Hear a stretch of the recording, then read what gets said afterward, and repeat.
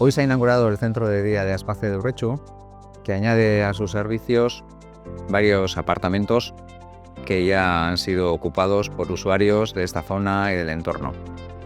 Es un día de mucha alegría para el Ayuntamiento de Urretxu porque, en colaboración tanto con Aspace como con la Diputación y los fondos europeos que han financiado una gran parte de la obra, hemos visto plasmado en una realidad un proyecto que nos ha llevado cierto trabajo estos años y que además encaja perfectamente en el modelo de cuidados que estamos desarrollando en el Ayuntamiento, no solo para este colectivo en particular, sino desde una perspectiva integral para toda la población de Urretxu.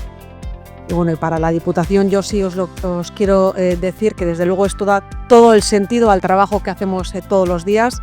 Yo ya sé que sacar adelante un proyecto de estas características es muy difícil, exige mucho esfuerzo de todo tipo y a mí como Diputación lo que me queda es únicamente agradecer no solamente el esfuerzo, sino sobre todo la implicación de tantas y tantas personas, empezando por Aspace, empezando también por el propio Ayuntamiento, que Jon me decía que ha sido ejemplar el trabajo que se ha hecho, el nivel de implicación que han tenido. Sé también que las personas que se han ocupado de la construcción, de la rehabilitación, ha sido impresionante también. Las familias, las personas usuarias, todas las personas que trabajáis aquí. Yo espero y deseo que en el futuro también en Gipuzkoa seamos capaces de colaborar así.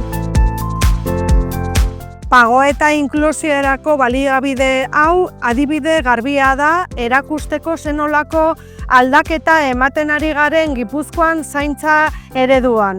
Eredu pertsonalizatuagoa, komunitatearekin lotura duena eta elkarren artean sustatutako modeloa, eredua, ez? Hemen daukagu Urretxuko udalaren elkarlana, Aspaceko elkarlana, pasionistas elkarlana eta familia eta erabiltzaile guztion elkarlana Aldundiarekin batera. Hau adibide garbia da, zer nahi dugun lortu Gipuzkoan kalitatezko arreta emateko eta martxan dago. Beraz, eraldaketa abian dago.